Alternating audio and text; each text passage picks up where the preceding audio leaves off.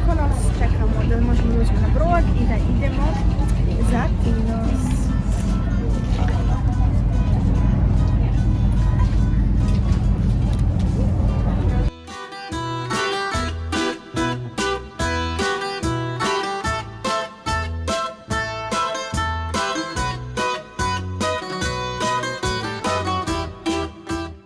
U Grčkoj se može dosta toga da se vidi. Ovaj put nas vodi u Mikonos, Tinos i Siros. Pođite sa mnom da zajedno obiđemo pravoslavne svetinje u ovome kraju.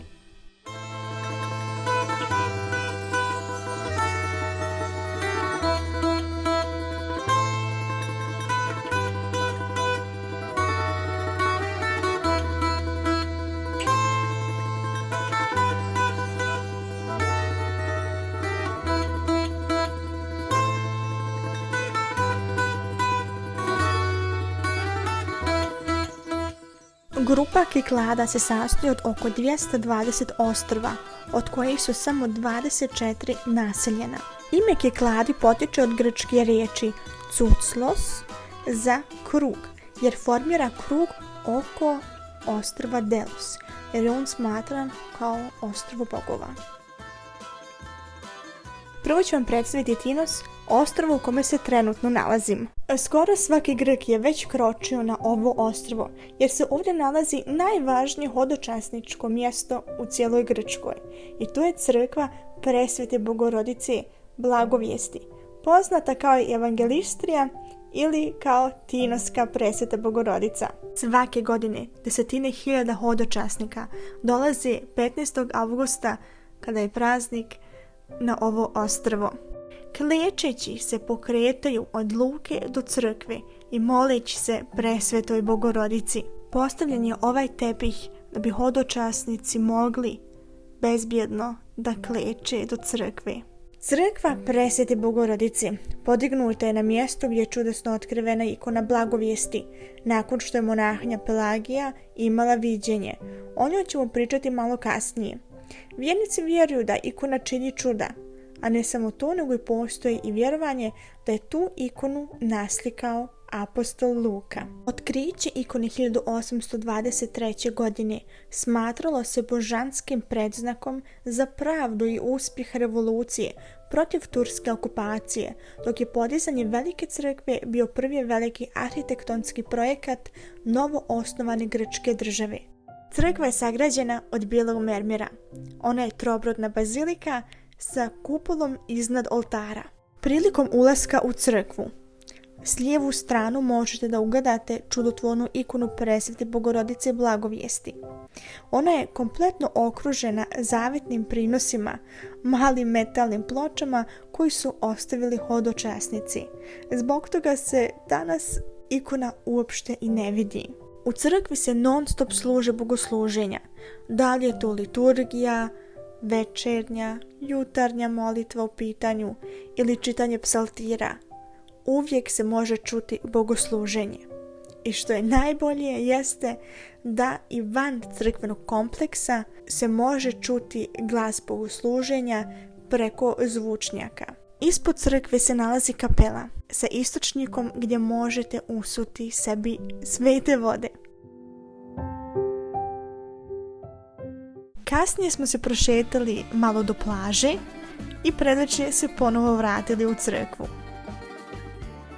Sad smo opet u gradu i polako se klanjimo crkve, a trebamo malo pauzu. Sljedećeg dana smo imali u planu posjetiti manastir Svete Pelagije. Zbog toga smo otišli do autobuske stanice koja se nalazi direkt pored luke. Mislili smo najprije iznajmiti auto i sa autom otići do manastira, ali sam online saznala da postoji autobuska linija koja direkt vodi do manastira, što je naravno još mnogo bolje. Ispred autobuske stanice stoji ogromna tabla sa svim autobuskim linijama u Tinosu i vrijeme kada oni kreću. Također i preko puta stanice postoji mala prodavnica gdje možete da se informišete i da tu kupite vašu kartu ili da kupite kartu u autobusu jer konduktor će prolaziti kroz red i kod njega možete također da kupite jednu kartu. Karte su mnogo jeftine, mi smo platili 2 eura po osobi u jednom pravcu.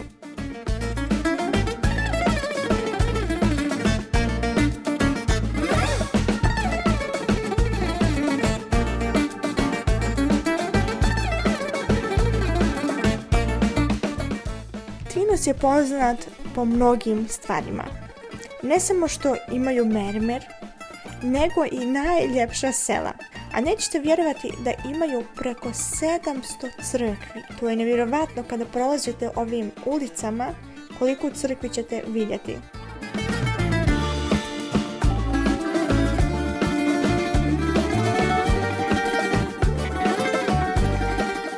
U pozadini možete da vidite Siros, kojeg ćemo sljedećeg dana posjetiti.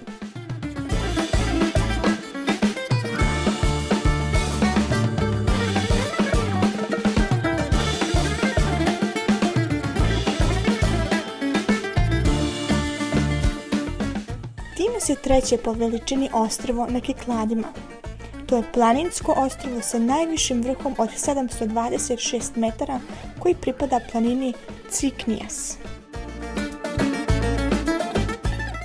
Stigli smo do manastira Kehrovuni, poznatiji kao i manastir Svete Pelagije. Niko ne može tačno da utvrdi kada je manastir izgrađen. Priča se da su 3 pobožne sestre iz sela Tripotamos svake noći posmatrale čudnu svjetlost na mjestu Kehrovuni gdje su bile 3 crkve. Ova svjetlost smatrala je to nebeskim pozivom. Došli su ovdje i u svaku kapelu sagradili malu keliju. U manastiru je od malih nogu živjela Sveta Pelagija. Odrasla je u blizini svoje tetke, a svetovno joj ime bilo Lucija. Ovdje možete da vidite njenu keliju. Ona je vjerno služila svom usamljeničkom pozivu i duboko voljela svoje siromašne i bolesne sestre, koje je izdržavala prosjačanjem po selima oko manastira. Sveta Pelagija je 3 nedelje zaredom sanjala Bogorodicu, koja je tražila od nje da iskopa mjesto kako bi pronašla njenu Bogorodičinu ikonu, koja je sahranjena u poljima u Tinovskom glavnom gradu. Sveta Pelagija pod pratnjom igumanije obavijestila Gavrila mitropolita Tinskog, koji je pozvao narod ostrva da pomogne u iskopavanju, prinoseći svoj novac ili svoj trud. Početkom septembra 1822. ljudi su dobrovoljno počeli da iskopavaju da bi pronašli ikonu. Kao rezultat otkriveni su drevni hram Dioniza i hram Svetog Jovana Krstitelja. Međutim, kako ikona nije pronađena, ljudi su bili obeshrabreni i prestali su da iskopavaju. Pošto iskopavanja nisu dala nikakav rezultat, ljudi su se rugali Pelagiji i optuživali je da je sanjala. Radovi su dosta puta ponovo ponavljani i konačno 1823. godine je pronađena ikona.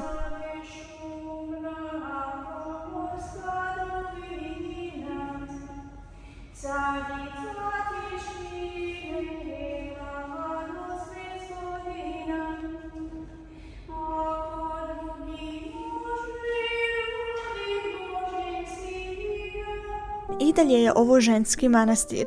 I ono što je najzanimljivije na ovom manastiru jesu ove maleni puteve koje nakon jednog vremena djeluju kao jedan labirint i možeš se lako izgubiti.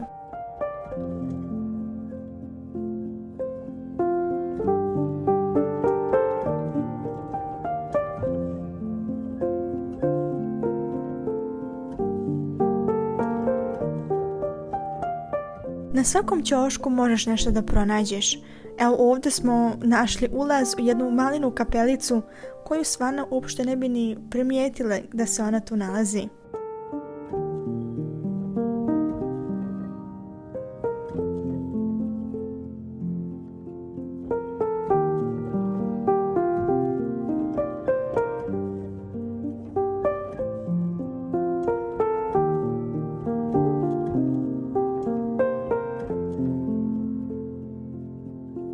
Još jedna velika crkva u kojoj se nalazi jedna čudotvorna ikona Presvete Bogorodice. Unutra je zabranjeno snimati, ali sam htjela makar da vidite ikonu.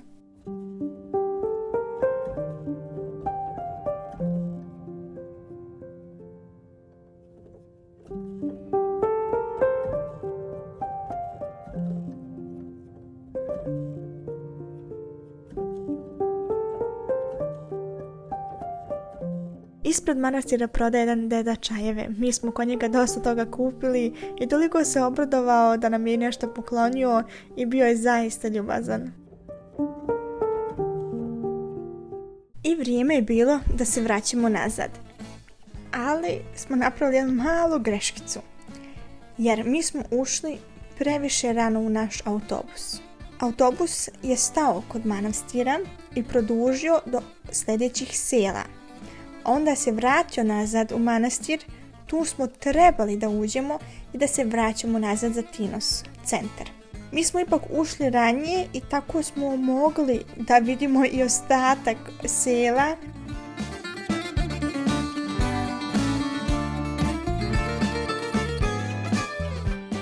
Kao što se može vidjeti na mom izrazu lica, bila sam isprepašćena da ne upadnemo u rupu, jer je zaista vozio brzo i ja sam sjedila odmah ispred, prvi red. Ja mogla sam bukvalno sve da vidim i jedva sam čekala kada stignemo u centar.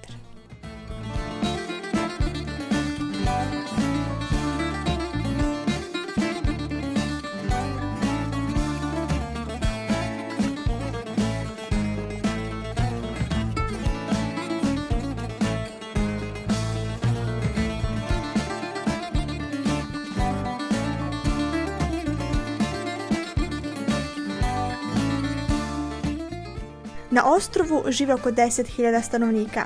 Zbog stjenovite prirode ostrva, Tinijanci su izgradili stotine, možda čak i hiljade suvih zidova kako bi sačuvali tlo, kako bi mogli da ga obrađuju. Ovi zidovi su veoma karakteristični za ostrvo i mogu se vidjeti iz daleka. Karakteristična fauna ostrva su kedrovi, mirte, hrastovi, halfija, planinski čaj, divlja nana, origano, majčina dušica, kapari, pečurke i druge. Još jedna karakteristika ostrva je oko 80 vetrenjača i oko 1000 golubarnika razbacanih po cijelom ostrvu. Uveče smo otišli do centra, prošetajući se kroz uličice i kupujući nekoliko suvenira. Da li ste znali da svako ostrvo u kojem se centar također naziva kao samo ostrvo, na grčki nazivaju Hora? Evo, na primjer, ovo je Tinos i centar Tinosa Grci nazivaju Hora.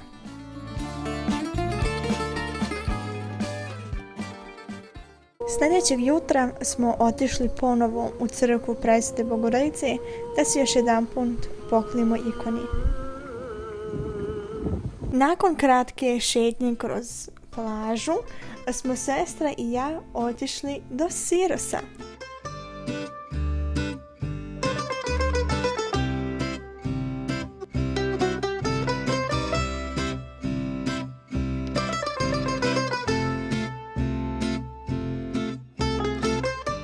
Nalazim se trenutno na trajektu, sve ispalo malo onako kako nije bilo isplanirano. Da vam ispričam iz početka. U srijedu, to je danas, da odemo u Andros, pošto Grci danas proslavaju već Svetu Marinu i da obiđemo taj manastir. Mada, problem je taj da trajekt ide veoma kasno. Mi tu trebali iznimo auto, ali trebaš otprilike sat vremena da dođe do manastira jer je potpun krivina i penješće i tako dalje. A on se oficijalno kao zatvara već u 1 sat. Iako je sad tu praznik, sad ja ne znam da li će ipak biti otvoren cijeli dan i kako to izgleda, ne znam. Mi smo se jednostavno htjeli usuditi da to uradimo i da jednostavno završimo ispred zatvorenih vrata. Onda je bio taj problem da su i drugi manastiri isto zatvoreni od prilike 1 do 4-5, a naš trajekt uveče bi išao, mislim, 7 sati. I to jednostavno ne bi ništa mogli stići na vrijeme na trajekt, tako dalje. Tako da i to nije uspjelo.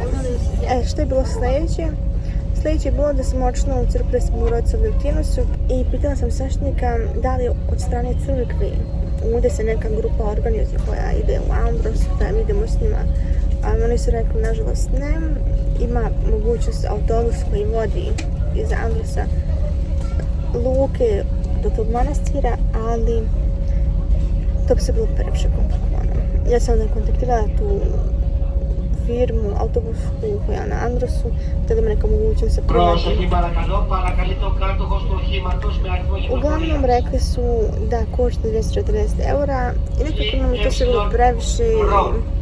Rekli smo Andros i mi ćemo se na sljedeći put. I onda smo odlučili da idemo u Siros. Za Siros ide trajekt u 3 sata, kao što se trenutno nalazimo na njemu.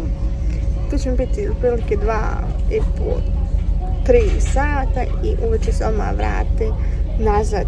Nažalost, nema ujutro neke trajekte, se provodi cijeli dan na Sirosu, ali tako ti kako ti je. Mi smo jednostavno napravimo najbolje od svega, jer sutra se već vraćamo i htjeli smo jednostavno taj zadnji dan da ipak nešto obiđemo i vidimo. I evo, takva je sad ta situacija. Prvu crkvu koju smo posjetili je ova posvećena Uspjenju Presvete Bogorodice. Ovaj hram je trobrodna bazilika bez kupole sa veoma šarmantnim rokoko i baroknim arhitektonskim elementima, kao i ranohrišćanskim ukrasnim detaljima. Gradnja je počela 1826. godine i završena je 3 godine kasnije, dok je crkva porušena 1943. godine, a obnovljena je početkom 50-ih. Unutrašnjost ima impozantne mermerne i drvene kreacije, a glavna je vizantijska ikona koja prikazuje Uspenje Presvete Bogorodice, koju je izradio svetski poznati slikar El Greco, Dominik Theotokopoulos. Procenjuje se da ova ikona datira iz 1562. godine i bio je dio njegovih ranih dijela kada je Theotokopoulos proučavao umjetnost hagiografije u svojoj domovini na Kritu.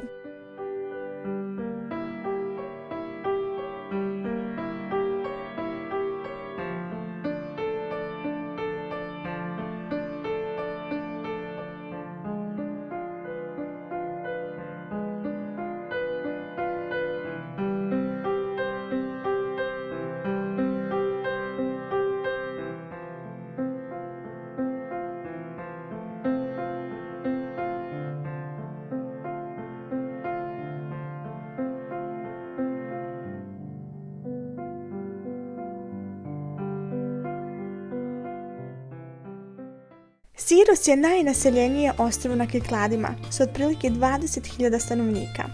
Glavni grad se zove Ermupolis i zvanična je prestolnica Kiklada i najveći grad svih tih ostrva.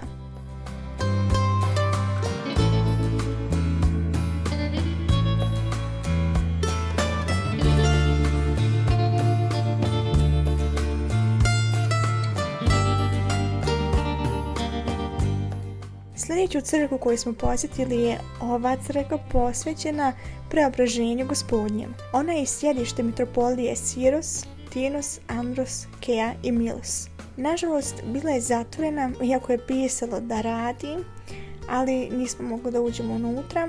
Uglavnom, što možete znati vezano za ovu crkvu, da je konstrukcija počela 1824. godine.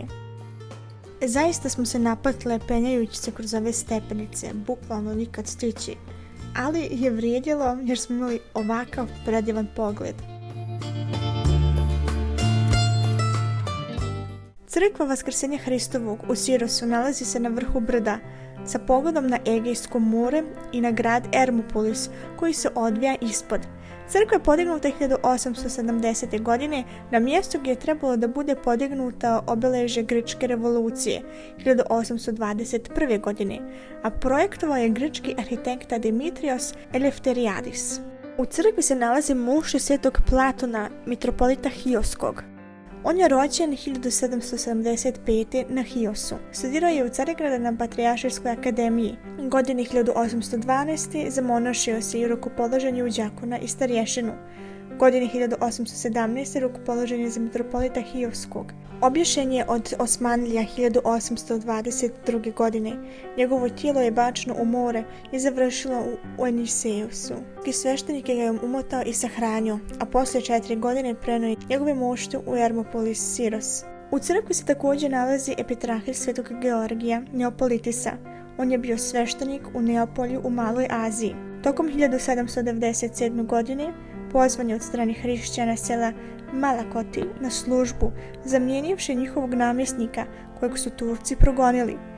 Sveti Georgij je rado prihvatio i otišao u selo, ali iznenada, u blizini položaja Kobija dere, uhvatili su ga razjareni turski stočari koji su ga opljačkali, mučili i na kraju odrubili glavu. Mušti sveštenomučenika Georgija su pronađene cijele. Bilo je lakše spustiti se dolje nego da se popnemo kroz stepenice, pravo da kažem. Ali zadnja crkva koju smo posjetili je bila ova. Ova crkva na Sirosu je jedna od najpečatljivijih zdanja Sirosa. Nalazi se u blizini trga Mjauli i posvećen je Svetom Nikoli, koji je zaštitnik ovog grada. Hram datira iz 1870. godine. Crkva je bazilika izgrađena u krstoobraznom stilu, ima 2 impozantna zvonika, a do njenog ulaza vodi stepenište visine 4 metra. Unutrašnjost je divna zbog mnoštva artefakata jedinstvenih crkvenih predmeta. Prilično istaknuti elementi su mermerni stubovi korintskog tipa, kao i ikone koji su naslikali poznati hageografi tog doba. Ali najupečatljiviji element ove crkve je plava kupola. Polako smo se približavali centru i otišli smo do trga Mjauli. Na trgu smo ugledali veliku gradsku vijećnicu, neusumnjivo najveličanstvenija zgrada na cijelom ostrvu. Dizajniran je od strane njemačkog i grčkog nacionalnog arhitekte Ernsta Zillera. To je arhitektonska mješavina jonskih i toskanskih elemenata. Ima različite visine, 3 sprata prema trgu i 2 sprata pozadini. Ima impresivno stepenište visoko 15 metara koji vodi do ulaznih vrata. Imate priliku da se divite ulaznom holu, dvorištima i nekim slikama i skulpturama. U ostalim dijelovima zgrade nalaze se lokalni sudovi i druge opštinske i javne službe.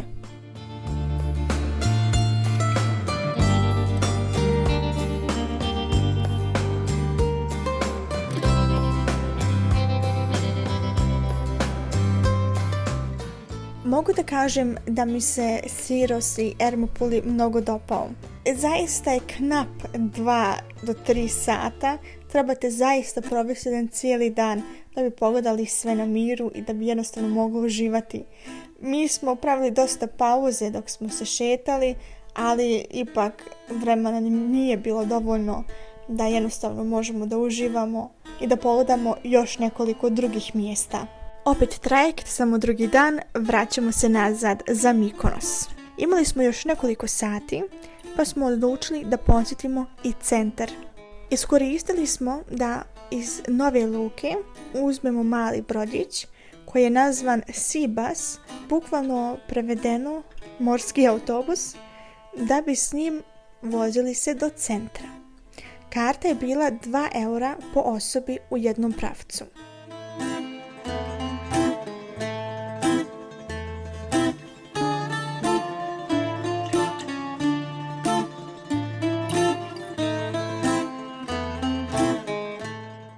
Pravo da vam kažem, priroda u Mikonosu mi se mnogo dopala, ali taj masovni turizam je prevazišao svaku granicu. Toliko je naroda, ne osjećaš se uopšte bezbjedno i ne možeš da mirno hodaš kroz ulice. Mene je već počela hvatati neka nervoza i baš sam bila pod nekim stresom. I uopšte nisam htjela da uđem u ovu crkvu, ali na kraju me mama natjerala i kada sam ušla unutra, osjećala sam mir, tišinu i bukvalno sam se smirila. I zaista mi je to bilo potrebno u tom momentu, da jednostavno nikog ne čujem, nego samo tišinu. Da ne vidim nikog i jednostavno se smirim. Što se tiče informacija vezano za ovu crkvu, jedino što sam saznala jeste da je posvećena Svetom Atanasiju. Kada je sagrađena i uopšteno o istoriji ove crkve nije ništa poznato. Uglavnom u crkvi se sadrži jedna mala prostorija sa manjim ikonostasom, što ja smatram da se tu vrše krštenja. A u većem dijelu crkve se nalazi ovaj veliki i star ikonostas. Po karakteristikama bi mogla da kažem da potiče iz 18. ili 19. vijeka.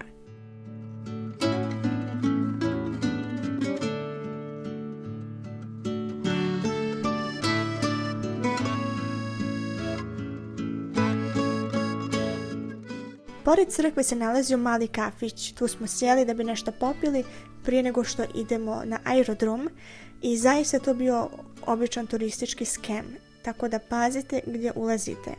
Jer mi smo čekali dobri sat vremena da nam donese neke stvari koje smo naručili, neke nisu nam donijeli, htjeli su da naplatimo na sve, pravili su nam zaista probleme. I ako ti ne stojiš iza svog stava, bukvalno te prinude da platiš nešto što nije ispunjeno. Tako da zaista pazite gdje naručujete i gdje sjedate. Mi smo se onda vratili do Nove Luke, uzeli autobus koji je vodio direktno do aerodroma. Na aerodromu smo kasnije saznali da nam let ima zakašnjenje otprilike 50 minuta, a tačno smo poletjeli 2,5 sata kasnije. Tako da smo se i to mnogo načekali i eto, tako se završilo ovo putovanje. Malo uzbudljivo, ali sve u svemu je bilo zaista divno i mogu da preporučim Tinos i Siros. A Mykonos tek možda van sezone, ali ne u toku sezone. Vidimo se u nekom novom putovanju. Zbogom, amin.